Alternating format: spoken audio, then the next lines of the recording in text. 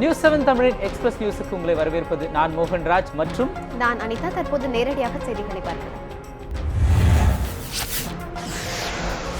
சேலம் ரெட்டியூரில் கழிவுநீர் தொட்டியில் தவறி விழுந்த 2 பேர் உயிரிழப்பு. உயிருடன் மீட்கப்பட்ட மேலும் ஒரு தொழிலாளி மருத்துவமனையில் அனுமதி.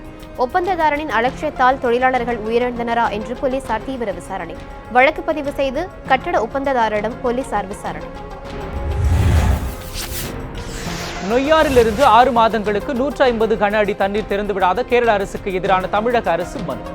நொய்யாறு கேரளாவிற்கு மட்டும் சொந்தம் என்பதை ஏற்க முடியாது என தமிழக அரசு சார்பாக உச்சநீதிமன்றத்தில் வாதம். தண்ணீர் திறப்பு தொடர்பாக தமிழக கேரள அரசுகள் 3 வாரத்தில் பதில் அளிக்க உச்சநீதிமன்றம் உத்தரவு. 3 தொகுதி தேர்தலுக்கான ஏற்பாடுகள் தீவிரம். பாதுகாப்பு பணிக்கு வந்தது கம்பெனி துணை ராணுவ படை. முதற்கட்டமாக தமிழகம் வந்தனர் 1 கம்பெனி மத்திய ரிசர்வ் படை போலீசார். அடுத்த கட்டமாக 3 கம்பெனி மத்திய ரிசர்வ் படையினர் வரவுள்ளதாக தகவல். தஞ்சாவூருக்கு ரயில் மூலம் புறப்பட்டு சென்ற ராணுவத்தினர். தஞ்சை, அரவக்குறிச்சி, திருப்பரங்குன்றம் ஆகிய தொகுதிகளில் 19ஆம் தேதி தேர்தல். உணவு பாதுகாப்பு சட்டம், மருத்துவ படிப்புகளுக்கு பொது நுழைவுத் தேர்வு ஆகியவற்றுக்கு திடீரென்று ஒப்புதல் அளித்தது ஏன்?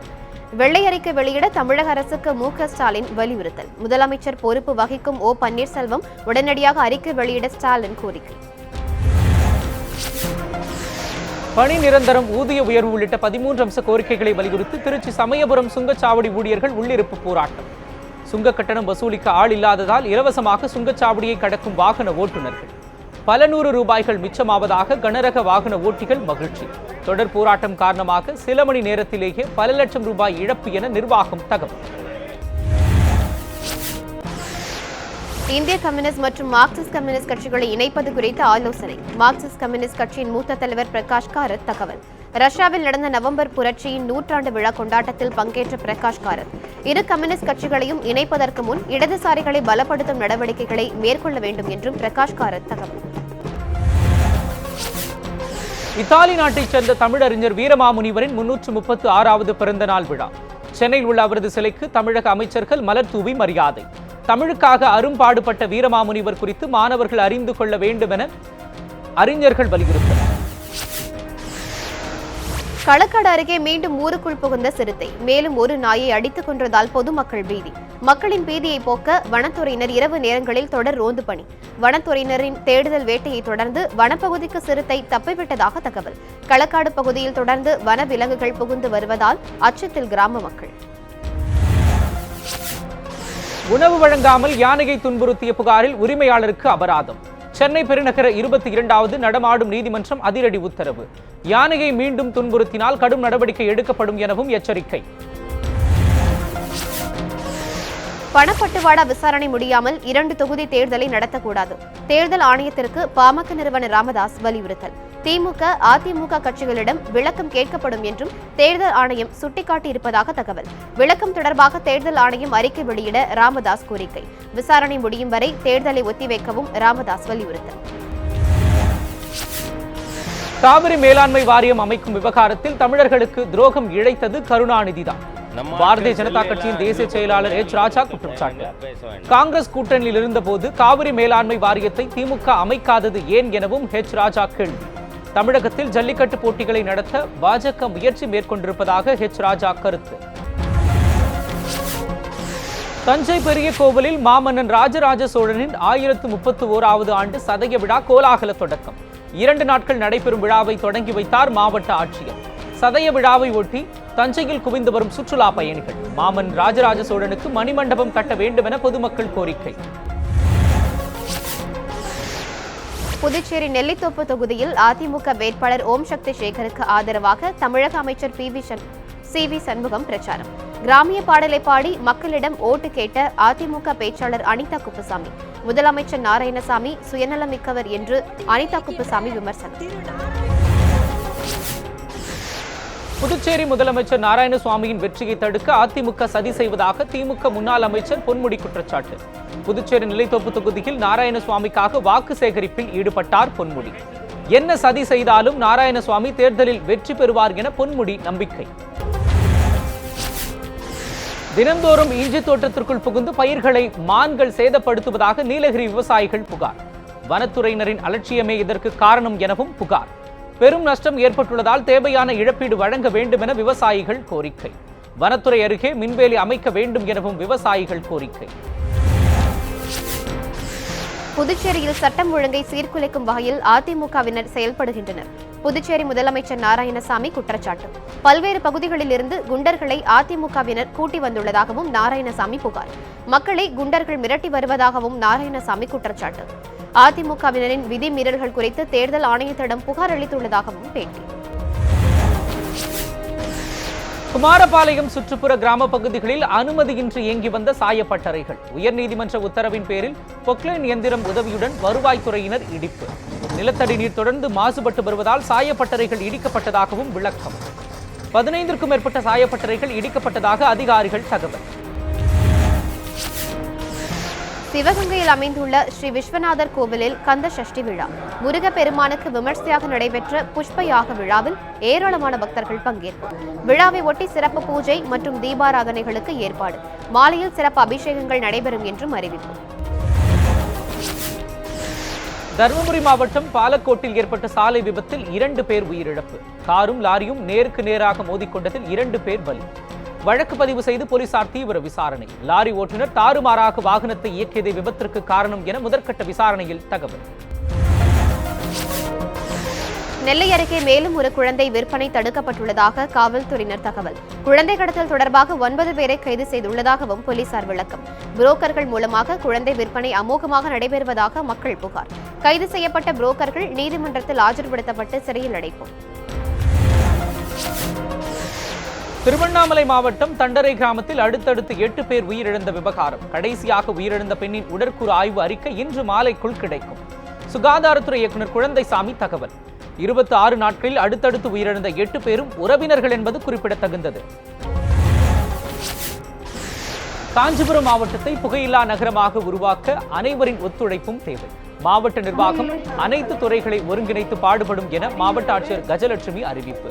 உறுதிமொழியை மாவட்ட ஆட்சியர் வாசிக்க 1000க்கும் மேற்பட்டோர் உறுதியேற்பு. பொது சுகாதாரம் மற்றும் நோய் தடுப்பு மருந்து துறை சார்பாக சிறப்பு கூட்டம். நடிகர் சங்கத்தின் 63வது பொதுக்குழு கூட்டம் தலைவர் நாசர் தலைமையில் வரும் 27ஆம் தேதி சென்னை லயோலா கல்லூரியில் நடைபெறவுள்ளதாக அறிவிப்பு. ஓராண்டுக்கான நடிகர் சங்கத்தின் ஆண்டறிக்கை மற்றும் தணிக்கை செய்யப்பட்ட வரவு செலவு கணக்குகளை சமர்ப்பிக்கிறார் பொருளாளர் கார்த்தி.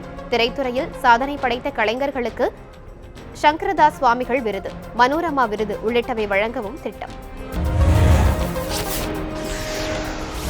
பல வருட இடைவேளைக்கு பிறகு தனது 2வது படத்தை இயக்கி வரும் தியாகராஜன் குமாரராஜாவிற்கு ரசிகர்கள் அமோக ஆதரவு. இணையத்தில் தியாகராஜன் குமாரராஜா குறித்து கட்டுரைகள் எழுதி தள்ளும் நெட்டிசன்கள். பெண் வேடத்தில் விஜய் சேதுபதி, 5 முன்னணி இயக்குநர்கள் வசனம். PC ஸ்ரீராம் என்று நாளுக்கு நாள் பரபரப்பை ஏற்படுத்தும் தியாகராஜனின் புதிய படம். 5 கதைகளின் தொகுப்பாக இந்த படம் உருவாகி வருவதாக தகவல். ஷாருக் கானை தொடர்ந்து சர்ச்சையில் சிக்கிய நடிகர் சயீப் அலி கான். மனைவி கருணா கபூரின் கருவில் உள்ள குழந்தையின் பாலினத்தை அறிந்து கொண்டதாக சயீப் மீது குற்றச்சாட்டு. ஆதாரமற்ற குற்றச்சாட்டு என சயீப் அலி கான் மறுப்பு. கடந்த சில வருடத்திற்கு முன்பே இதே சர்ச்சையில் சிக்கினார் பாலிவுட் நடிகர் ஷாருக் கான். தெலுங்கு சூப்பர் ஸ்டார் நாகார்ஜுனாவின் இல்ல திருமண விழா ஏற்பாடுகள் தீவிரம். மகன்கள் நாக சைத்தன்யா, அகில் மற்றும் மருமகள்கள் சமந்தா, ஸ்ரேயா ஆகியோரின் திருமண உடை வாங்கும் மும்முரத்தில் குடும்பத்தினர். அடுத்த மாதம் 9ஆம் தேதி இரு மகன்களின் திருமணத்தை நடத்த நாகார்ஜுனா முடிவு. திருமணத்தை ஒட்டி ஹைதராபாத் நட்சத்திர ஹோட்டலில் நண்பர்களுக்கு விருந்தளித்து மகிழ்ந்த நாக சைத்தன்யா. பிரபல டப்பிங் கலைஞர் ரவீனா கதாநாயகியாக அறிமுகமாகும் ஒரு கிடாயின் கருணை மனு திரைப்படம் பெர்லின் திரைப்பட விழாவில் போட்டி பிரிவுக்கு அனுப்பப்பட்டுள்ளதாக படக்குழுவினர் தகவல். சுரேஷ் சங்கையா இயக்கத்தில் மைனா புகழ் நடிகர் விதார்த் முக்கிய கதாபாத்திரத்தில் நடித்துள்ளதாக தகவல். அண்மையில் நடிகர் ரஜினிகாந்தை ரவீனா சந்தித்த புகைப்படங்கள் சமூக வலைதளங்களில் வைரலானது குறிப்பிடத்தக்கது. இயக்குனர் பாலா படத்தில் நடிக்க சமையல் கற்று வரும் கதாநாயகன் யுவன். பாலாவின் அடுத்த படத்தில் யுவன் சமையல் கலைஞராக நடிக்க உள்ளதாகவும் தகவல். நடிப்பில் நேர்த்தியை எதிர்பார்க்கும் இயக்குனர் பாலாவின் எதிர்பார்ப்பை பூர்த்தி செய்ய தயார் எனவும் நாயகன் யுவன் கருத்து. வன்முறை காட்சிகளுக்கு பெயர் போன இயக்குனர் பாலா இந்த படத்தின் மூலம் அந்த பெயரை மாற்றுவார் என படக்குழுவினர் நம்பிக்கை. முழுநேர நடிகராக மாறியுள்ள ஆர்ஜே பாலாஜி தான் நடிக்கும் படங்களில் பிரமோஷனில் அதிக அக்கறை காட்டி வருவதாக தகவல். கடவுள் இருக்கா குமார் படத்தின் பிரமோஷனுக்காக பல்வேறு நகரங்களுக்கு டூர் அடிக்கும் ஆர்ஜே பாலாஜி. ஃபேஸ்புக் மூலமாகவும் ரசிகர்களை கவர்ந்து வரும் பாலாஜி தனக்கென ரசிகர் வட்டத்தை உருவாக்கியுள்ளதாகவும் தகவல். நடிகர் அஜித்தை ஒருமுறையாவது சந்திக்க வேண்டும் என்று அவருடன் இருப்பதாகவும் ஆர்ஜே பாலாஜி பேட்டி.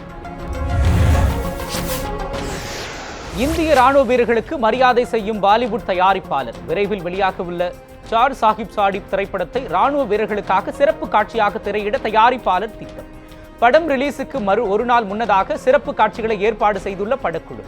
சீக்கியர்களின் வீரத்தை பறைசாற்றும் படத்திற்கு பஞ்சாபில் அமோக வரவேற்பு கிடைக்கும் என எதிர்பார்ப்பு. பாலிவுட் இயக்குனர் ராம்கோபால் வர்மா இயக்கத்தில் அமிதாப் பச்சன் நடித்து வரும் சர்க்கார் 3ஆம் பாகம். இணையத்தில் வைரலாகும் சர்க்கார் 3ஆம் பாகத்தின் ப்ரமோஷன் போஸ்டர்ஸ். படத்தில் தாதா கதாபாத்திரத்தில் அமிதாப் பச்சன் நடிப்பதாக தகவல். படத்தின் படப்பிடிப்பு வேகமாக நடைபெற்று வருவதாக ராம்கோபால் வர்மா தகவல். நீண்ட நாள் கழித்து அமிதாப் ஆக்ஷன் கலந்த கதாபாத்திரத்தில் நடிப்பதால் ரசிகர்கள் மகிழ்ச்சி. பாகுபலி 2ஆம் பாகத்திலும் அவந்திகா கதாபாத்திரம் மிகவும் பேசப்படும் என தமன்னா தகவல். கட்டப்பாவை ஏன் பாகுபலி கொன்றார் என்ற கேள்வியால் ரசிகர்கள் தன்னை துளைத்தெடுப்பதாக தமன்னா பேட்டி. பாகுபலி 2ஆம் பாகம் சர்வதேச தரத்துடன் உருவாகி வருவதாகவும் தமன்னா மகிழ்ச்சி. ரசிகர்களைப் போல பாகுபலி படத்தை பார்க்க தாமும் காத்திருப்பதாக தமன்னா பேச்சு. ஹிப்ஹாப் தமிழா ஆதியை புகழ்ந்த இயக்குனர் சங்கர். ஆதி கதாநாயகனாக நடித்துள்ள மீசிய முறுக்கு திரைப்படத்தின் பாடல்கள் தன்னை கவர்ந்துள்ளதாக சங்கர் பேட்டி. சேட்ஜி என்ற ப்ரொமோ பாடல் இளைஞர்களின் ட்ரெண்ட் பாடலாக அமையும் என்றும் சங்கர் புகழாரம். மன அழுத்தமாக இருக்கும் சமயங்களில் இந்த பாடல்களை கேட்பதாகவும் சங்கர் விளக்கம். பிரம்மாண்ட இயக்குனரின் பாராட்டால் மகிழ்ச்சி வெள்ளத்தில் ஹிப்ஹாப் ஆதி.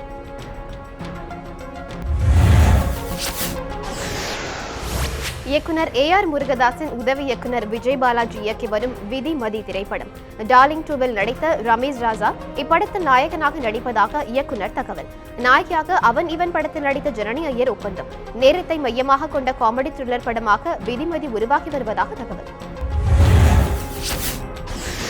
நடிகர் அமிதாப் பச்சன் திரைத்துறைக்கு வந்து 47 ஆண்டுகள் நிறைவு. வாழ்த்து தெரிவிக்க அவரின் வீட்டின் முன்பு குவிந்த ரசிகர்களின் அன்பில் திக்குமுக்காடி விட்டதாக ட்விட்டரில் அமிதாப் பச்சன் மகிழ்ச்சி. அமிதாப் பச்சனின் முதல் படமான சாத் இந்துஸ்தானி திரைப்படம் வெளியாகி 47 ஆண்டுகள் நிறைவு. கிறிஸ்துமஸ் பண்டிகைக்கு வெளியாகிறது ஹாலிவுட் நடிகர் ராக் நடித்துள்ள ஜுமான்ஜி ட்ரிபியூட் திரைப்படம். ஜூலை மாதமே வெளியாக வேண்டிய இத்திரைப்படம் 7 மாதங்கள் தாமதமாக கழித்து ரிலீஸ் ஆவதால் ரசிகர்கள் ஆர்வம். இதே நாளில் ஸ்டார் வார்ஸ் எபிசோட் 8 படமும் வெளியாகியுள்ளதால் ராக்கின் படத்தின் வசூல் பாதிக்கப்படும் என்று படக்குழு கவலை. ஸ்டார் வார்ஸ் படங்களுக்கு இன்று உலகம் முழுவதும் ரசிகர்கள் உள்ளது குறிப்பிடத்தக்கது. இத்துடன் நியூஸ் 7 தமிழின் எக்ஸ்பிரஸ் நியூஸ் நிறைவு பெறுகிறது. தொடர்ந்து இணைந்திருங்கள் நியூஸ் 7 தமிழோடு.